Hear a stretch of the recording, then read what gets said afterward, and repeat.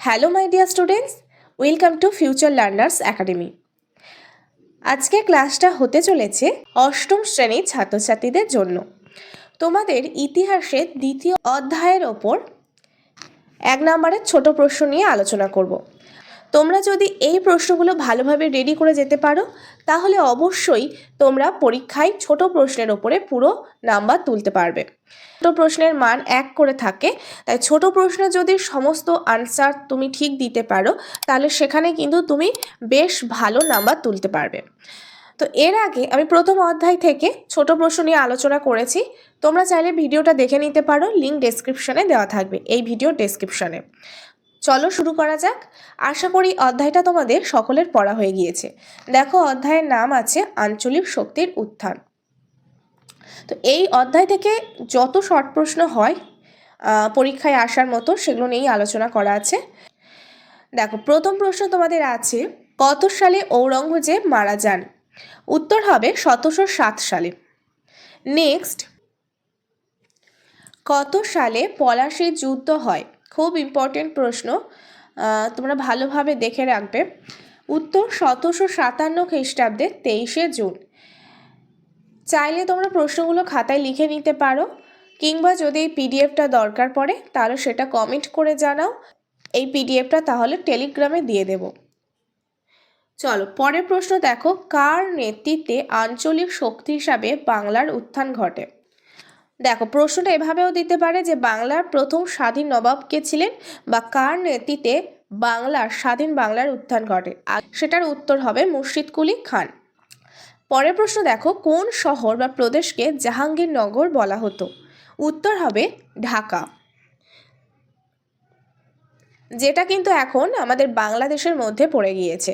আগে যেহেতু বাংলাদেশ এবং আমাদের রাজ্য পশ্চিমবঙ্গ একসাথে ছিল, তাই ঢাকা কিন্তু এই বঙ্গদেশের মধ্যে ছিল। তো এখন ভাগ হয়ে যাওয়ার পর ঢাকা বাংলাদেশের মধ্যে পড়ে গেছে। চলো পরের প্রশ্ন দেখো, সুবা কথার অর্থ কী? যদি প্রশ্নটা একটু অন্যভাবে দেয় যে সুবা কী বা সুবা বলতে কী বোঝো, তখন তোমরা লিখবে মুঘল আমলের একটি প্রদেশকে সুবা বলা হয়। প্রদেশ অর্থাৎ রাজ্য, আমরা এখন রাজ্য যেটাকে বলি সেটাই তখন প্রদেশ নামে পরিচিত ছিল। চলো পরের প্রশ্ন দেখো, নাদের শাহ কত খ্রিস্টাব্দে ভারত আক্রমণ করেন? উত্তর হবে 1738 থেকে 39 খ্রিস্টাব্দে। এরপরে আমি তৃতীয় অধ্যায় থেকেও এরকম ছোট প্রশ্ন দিয়ে দেবো, তার জন্য চ্যানেলটি অবশ্যই সাবস্ক্রাইব করে রেখো। আর ক্লাসটা যদি তোমাদের উপকারে আসে তাহলে অবশ্যই একটা লাইক করো। তারপরে দেখো, বলা হচ্ছে যে কার নেতৃত্বে পারস্যিক আক্রমণ হয়েছিল? সেটা হচ্ছে নাদির শাহ। নাদির শাহ ছিলেন একজন পারস্যের মানুষ, সুতরাং তাকে পারস্যিক বলা হতো।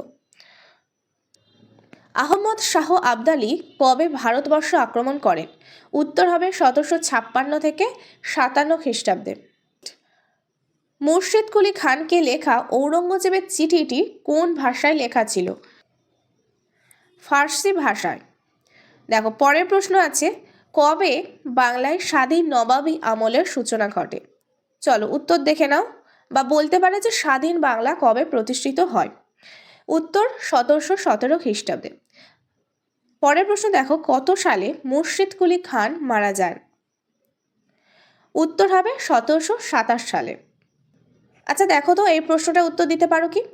বাংলায় কার সময়ে বর্গী আক্রমণ হয়েছিল? চলো উত্তরটা দেখে নাও, উত্তর হচ্ছে নবাব আলীবর্দীর সময়। তো চলো পরের প্রশ্ন আছে, মুঘল আমলে বাংলার রাজধানী কি ছিল? মুর্শিদাবাদ। এখানে একটা তথ্য দিয়ে রাখি, আগে কিন্তু ঢাকা ছিল বাংলার রাজধানী।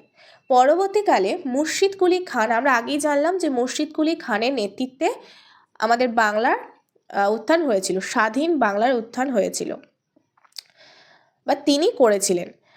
তো তার নামানুসারে, তার নাম মুর্শিদ কুলি খান, তার নাম অনুসারে কিন্তু জায়গার নাম হয়েছিল মুর্শিদাবাদ। তিনি তার শাসন কার্যের সুবিধার জন্য, এছাড়াও বাণিজ্যিক সুবিধার জন্য ঢাকা থেকে রাজধানীকে এই মুর্শিদাবাদে স্থানান্তর করেছিলেন। অর্থাৎ আগে সমস্ত কাজকর্ম ঢাকা থেকে করা হতো, তো পরে যখন মুর্শিদাবাদকে রাজধানী হিসেবে ঘোষণা করা হয় তখন মুর্শিদাবাদ থেকে সমস্ত প্রশাসনিক বা শাসন কার্য পরিচালনা করা হচ্ছে বা প্রশাসনিক কাজকর্ম করা হচ্ছে। পরের প্রশ্ন দেখো, বলা হচ্ছে বণিক রাজা কাদের বলা হতো? উত্তর দেখে নাও, মুর্শিদাবাদের রাজনীতি ও অর্থনীতিতে বণিকদের বেশ প্রভাব ছিল। এই বণিক শ্রেণীকে বণিক রাজা বলা হতো। চলো পরের প্রশ্ন দেখো, এই বণিক রাজাদের মধ্যে উল্লেখযোগ্য ব্যক্তি কারা ছিলেন? উত্তর হবে উমিচাঁদ, খোদা ওয়াজিদ ও জগৎ শেঠ। আচ্ছা, তোমাদের যদি খুব আস্তে মনে হয় তাহলে অবশ্যই তোমরা ভিডিওর স্পিডটা বাড়িয়ে নিতে পারো সেটিং অপশানে গিয়ে। পরের প্রশ্ন দেখো, কাটরা মসজিদ কে কোথায় প্রতিষ্ঠা করেছিলেন? উত্তর হবে মুর্শিদ কুলি খান, মুর্শিদাবাদে। পরের প্রশ্ন দেখো, জগতের শেঠ বা জগৎ শেঠ, প্রশ্নটা অন্যভাবেও কিন্তু দিতে পারে যে মুঘল সম্রাটের কাছ থেকে কে জগৎ শেঠ উপাধি পেয়েছিলেন? সেটার উত্তর হবে ফতেহ চাঁদ। ভালো করে দেখে রাখো, ফতেহ চাঁদ। নেক্সট, হায়দ্রাবাদ রাজ্য কবে প্রতিষ্ঠিত হয়েছিল? উত্তর 1724 খ্রিস্টাব্দে। নেক্সট, কে স্বাধীন হায়দ্রাবাদের রাজ্যের প্রতিষ্ঠা করেছিলেন? চলো উত্তরটা দেখে নাও, মুঘল দরবারের শক্তিশালী অভিজাত মীর কামার উদ্দিন খান সিদ্দিকী। কত বড় নাম, ভালোভাবে দেখে রাখবে। পরের প্রশ্ন হচ্ছে মীর কামার উদ্দিন সিদ্দিকী কি কি উপাধি পেয়েছিলেন? তিনি অনেকগুলো উপাধি পেয়েছিলেন। ঔরঙ্গজেব, আচ্ছা ঔরঙ্গজেব বানানটা এখানে একটু ভুল আছে। ঔরঙ্গজেবের কাছ থেকে তিনি যে উপাধি পেয়েছিলেন চীন কুলিজ খান। আবার ফারুক শিয়র, ইনিও মুঘল সম্রাট ছিলেন। ফারুক শিয়রের কাছ থেকে যে উপাধি পেয়েছিলেন তা হলো নিজাম উল মুলক। আবার মোহাম্মদ শাহের কাছ থেকে পেয়েছিলেন আসফ ঝা উপাধি। ঠিক আছে, উপাধিটার নাম হচ্ছে আসফ ঝা। চলো পরের প্রশ্ন দেখো, কার নেতৃত্বে কত খ্রিস্টাব্দে স্বাধীন অযোধ্যার প্রতিষ্ঠা হয়েছিল? উত্তর হবে 1722 খ্রিস্টাব্দে সাদাত খানের নেতৃত্বে। খুব ইম্পর্টেন্ট প্রশ্ন, দেখে রাখবে। সাদাত খানের নেতৃত্বে স্বাধীন অযোধ্যা রাজ্যের প্রতিষ্ঠা হয়েছিল এবং মুর্শিদ কুলি খানের নেতৃত্বে স্বাধীন বাংলার উত্থান বা প্রতিষ্ঠা হয়েছিল। আর যদি বলা হয় যে হায়দ্রাবাদে, তাহলে কিন্তু বলবে মীর কামার উদ্দিন খান সিদ্দিকী। তারপরের প্রশ্নটাও খুব ইম্পর্টেন্ট, পরীক্ষায় দেওয়ার সম্ভাবনা খুব বেশি। সেটা হচ্ছে বক্সারের যুদ্ধ কবে হয়েছিল? উত্তর হবে 1764 খ্রিস্টাব্দে। নেক্সট, মুর্শিদ কুলি খানের পর বাংলার নবাব কে হয়েছিলেন? দেখো, সুজা উদ্দিন খান। আচ্ছা এটা বলো দেখি, বুরহান উল মুলক উপাধি কে পেয়েছিলেন? চলো উত্তর হবে সাদাত খান, যিনি কিন্তু অযোধ্যা রাজ্যের প্রতিষ্ঠাতা। নেক্সট দেখো, পলাশির যুদ্ধ কবে হয়েছিল? আচ্ছা এটা অলরেডি হয়ে গেল। এটা এখানে দেখে নাও যে কাদের মধ্যে হয়েছিল। উত্তর হবে সিরাজ উদ্দৌলা ও ইংরেজ কোম্পানির মধ্যে। নেক্সট দেখো, কবে ও কাদের মধ্যে আলীনগরের সন্ধি হয়েছিল? উত্তর হবে 1757 খ্রিস্টাব্দের 9 ফেব্রুয়ারি। কাদের মধ্যে হয়েছিল? ইংরেজ কোম্পানি ও সিরাজ উদ্দৌলার মধ্যে। পরের প্রশ্ন দেখো, পলাশির যুদ্ধের পরে বাংলার নবাব কে হয়েছিলেন? পলাশির যুদ্ধের পরে বাংলার নবাব হয়েছিলেন মীর জাফর। এই মীর জাফর কিন্তু দুবার সিংহাসনে বসেছিলেন। মীর জাফরের পরে বসেছিলেন মীর কাসিম, আবার মীর কাসিমের পরে কিন্তু এই মীর জাফর দ্বিতীয়বার বসেছিলেন সিংহাসনে, বাংলার সিংহাসনে। দেখো পরের প্রশ্ন হচ্ছে, অন্ধকূপ হত্যাকাণ্ডের ঘটনা কে রটিয়েছিলেন? ইংরেজ কোম্পানির কর্তা ব্যক্তি হলওয়েল। নামটা খুব ভালোভাবে মনে রাখবে, হলওয়েল। পরের প্রশ্ন, ফারুক শিয়রের ফরমান কবে প্রকাশিত হয়েছিল? 1717 খ্রিস্টাব্দে। এলাহাবাদের চুক্তি কবে স্বাক্ষরিত হয়েছিল? উত্তর হবে 1765 খ্রিস্টাব্দে। খুব ইম্পর্টেন্ট, 76-এর মন্বন্তর কবে হয়েছিল? পরীক্ষায় দেয়। উত্তর 1770 খ্রিস্টাব্দে। এটাও খুব ইম্পর্টেন্ট একটা প্রশ্ন। অধীনতামূলক মিত্রতার নীতি কে প্রচলন করেছিলেন বা করেন? উত্তর হবে লর্ড ওয়েলেসলি। কত খ্রিস্টাব্দে? 1798 খ্রিস্টাব্দে। আর সত্যবিলোপ নীতি কে প্রচলন করেছিলেন? তার উত্তর হবে লর্ড ডালহৌসি। দুটো নীতি, দুজন ব্যক্তির নাম, খুব ভালোভাবে তোমরা দেখে রাখবে।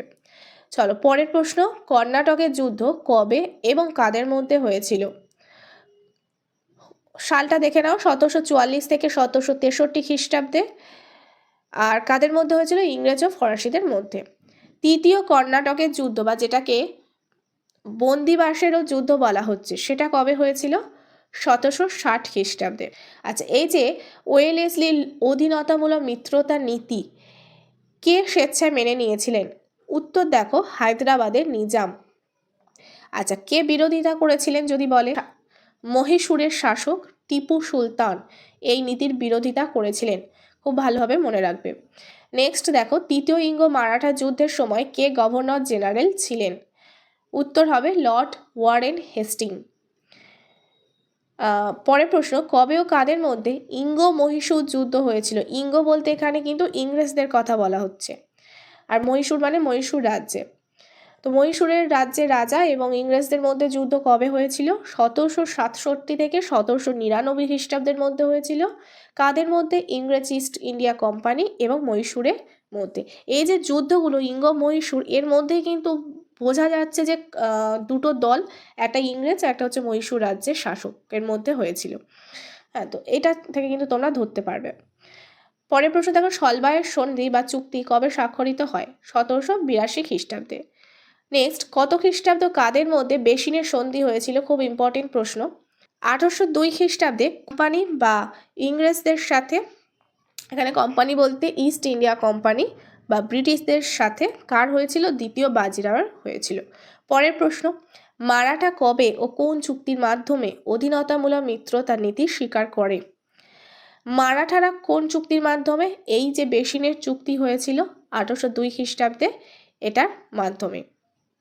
পরের প্রশ্ন দেখো, তৃতীয় ইঙ্গ মারাঠা যুদ্ধ কবে হয়েছিল? উত্তর হবে 1817 থেকে 1819 খ্রিস্টাব্দের মধ্যে। এখানে শুধু 19 লিখেছি বলে তোমরা 19 ভেবো না ওটাকে, ওটা হচ্ছে 1819। কত খ্রিস্টাব্দে লাহোরে চুক্তি হয়েছিল? এটাও খুব ইম্পর্টেন্ট। উত্তর হবে 1846 খ্রিস্টাব্দে। প্রশ্ন, বাংলার প্রথম গভর্নর কে ছিলেন? খুব ইম্পর্টেন্ট প্রশ্ন, রবার্ট ক্লাইভ। নেক্সট দেখো, বলা হচ্ছে সিরাজউদ্দৌলা বর্তমান কলকাতার কি নাম দিয়েছিলেন? সেটা হচ্ছে আলীনগর, বা বলতে পারে কলকাতার এই যে নাম আলীনগর, এটা কে দিয়েছিলেন? ঘুরিয়েও প্রশ্ন দিতে পারে। উত্তর হবে সিরাজউদ্দৌলা। আবার বলতে পারে যে আলীনগর কোন জায়গার নাম ছিল বা কোন শহরের নাম ছিল? হচ্ছে কলকাতা। চল, পরের প্রশ্ন, কোন যুদ্ধে টিপু সুলতান ইংরেজদের কাছে পরাজিত হয়েছিল? আমরা একটু আগে জানলাম টিপু সুলতান কিন্তু বিরোধিতা করেছিল কোন নীতির? অধীনতামূলক মিত্রতা নীতি। বিরোধিতা করেছিল মানে কি? তাহলে যুদ্ধ হবে ইংরেজদের সাথে। কোন যুদ্ধে পরাজিত হয়েছিলেন তিনি? শ্রীরঙ্গপত্তমের যুদ্ধে। কত খ্রিস্টাব্দে? 1799 খ্রিস্টাব্দে। ফরমান কথার অর্থ কি? ফরমান কথার অর্থ হচ্ছে আদেশনামা। নেক্সট দেখো, ভারতে ফরাসিদের প্রধান ঘাঁটি বা বাণিজ্য কেন্দ্র কোনটি? সেটা উত্তর হবে পন্ডিচেরি। এছাড়াও আরও ছিল, যেমন মাহে, চন্দননগর, এগুলো। অর্থবিলম্ব নীতির দ্বারা কোম্পানি কোন কোন রাজ্য দখল করে নেন? উত্তর হবে ডালহৌসি, সাতারা, সম্বলপুর। পরের প্রশ্ন, কোন যুদ্ধের মাধ্যমে পাঞ্জাব ব্রিটিশ সাম্রাজ্যভুক্ত হয়? উত্তর হবে দ্বিতীয় ইঙ্গ শিখ যুদ্ধে। পরের প্রশ্ন দেখো, প্রথম ইঙ্গ শিখ যুদ্ধ কবে হয়েছিল? উত্তর 1845 খ্রিস্টাব্দে। নেক্সট, কোন সম্রাট ব্রিটিশ কোম্পানিকে বাংলা, বিহার ও উড়িষ্যার দেওয়ানির অধিকার দিয়েছিলেন? এটা হবে মুঘল সম্রাট দ্বিতীয় শাহ আলম। মুঘল সম্রাট দ্বিতীয় শাহ আলম ব্রিটিশ কোম্পানিকে বাংলা, বিহার এবং উড়িষ্যার দেওয়ানির অধিকার দিয়েছিল। অর্থাৎ সেখান থেকে এই যে তিনটে প্রদেশ, বাংলা, বিহার আর উড়িষ্যা, এই প্রদেশগুলো থেকে ইংরেজরা ট্যাক্স কালেক্ট করতে পারবে বা রাজস্ব নিতে পারবে। যারা সেই রাজস্ব আদায়ের কাজ করে তাদেরকে বলা হয় দেওয়ান। পরের প্রশ্ন দেখো, বক্সারের যুদ্ধের সময় অযোধ্যার নবাব কে ছিলেন? ভালো প্রশ্ন, সুজা-উদ-দৌলা। নেক্সট, মুর্শিদ কুলি খান যখন বাংলার নবাব হন তখন দিল্লির মুঘল বাদশাহ বা সম্রাট কে ছিল? ফারুক শিরা। আচ্ছা, পরের প্রশ্ন দেখো, দ্বিতীয় বাহাদুর শাহের আমলে বাংলার দেওয়ান কে ছিল? মুর্শিদ কুলি খান। পরের প্রশ্ন, বাংলায় কবে দ্বৈত শাসন শুরু হয়েছিল? উত্তর হবে 1765 খ্রিস্টাব্দে। এবং অবসান ঘটেছিল মানে শেষ হয়েছিল কবে? এটাও দেখে রাখো, সেটা হচ্ছে 1772 খ্রিস্টাব্দে। আচ্ছা, বক্সারের যুদ্ধ কাদের মধ্যে হয়েছিল? আচ্ছা, এখানে একটু ভুল আছে, দেখো এটা হবে বাংলার নবাব মীর কাসিম, অযোধ্যার নবাব সুজা-উদ-দৌলা, আর দ্বিতীয় শাহ আলম ছিলেন মুঘল সম্রাট।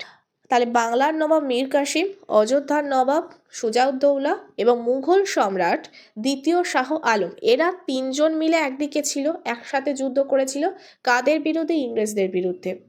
তাহলে ইংরেজ পক্ষ একদিকে ছিল আর এরা তিনজন একটা দল, দুই দলের মধ্যে হয়েছিল। একদিকে ছিল ইংরেজ এবং একদিকে ছিল এরা তিনজন এবং এদের সেনাপতি। আচ্ছা দেখো, বিভিন্ন ঘটনা এবং সময়, বেশ কিছু যুদ্ধের সাল তারিখ আমরা জানলাম প্রশ্নের মধ্যে। বিভিন্ন যুদ্ধ কবে হয়েছিল এবং গুরুত্বপূর্ণ ঘটনা, সাল তারিখ তোমরা এভাবে ছক করে লিখে রাখবে, লিখে সেটাকে বারবার দেখবে। মুখস্থ করার দরকার নেই। অনেকে সাল তারিখ দেখে ভয় লাগে ইতিহাসে, তো ভয় পাওয়ার কোনো কারণ নেই। তোমরা যদি ওইভাবে ছোট প্রশ্নের মতো পড়ো, আমি যেভাবে এতক্ষণ বললাম, সাল তারিখগুলো ওইভাবে পড়লে মনে থাকে না। তোমরা ভালোভাবে আগে টেক্সট বুকটা পড়বে এবং তারপরে যেসব যুদ্ধ হয়েছিল তার সাল তারিখ আর কিছু গুরুত্বপূর্ণ ঘটনা সাল তারিখগুলো এইভাবে ছক করে নেবে। ছক করে খাতায় লিখে সেগুলো বারবার দেখবে, দেখতে দেখতেই কিন্তু তোমরা তোমাদের মুখস্থ হয়ে যাবে। দেখো, পলাশীর যুদ্ধ আমি আগে আলোচনা করলাম, এবারে ছক করে দেখিয়ে দিয়েছি, দেখে নাও। হয়েছিল 1757, বন্দিবাসের যুদ্ধ 1760, 76 মন্বন্তর 1770, সলবায়ের চুক্তি 1782 এবং বেসিনের চুক্তি 1802। এইভাবে কিন্তু লিখে রাখলে তোমাদের সুবিধা হয় জিনিসগুলো বুঝতে এবং মনে রাখতে। তো এই ছিল তোমাদের 54টা প্রশ্ন। অধ্যায়টা অনেকটাই বড়, তো এই অধ্যায় থেকে যেসব গুরুত্বপূর্ণ প্রশ্ন ছিল আমি সেগুলো নিয়ে আলোচনা করলাম। ভালো লাগলে অবশ্যই এটা লাইক করে এবং পরের ক্লাসের জন্য চ্যানেল সাবস্ক্রাইব করে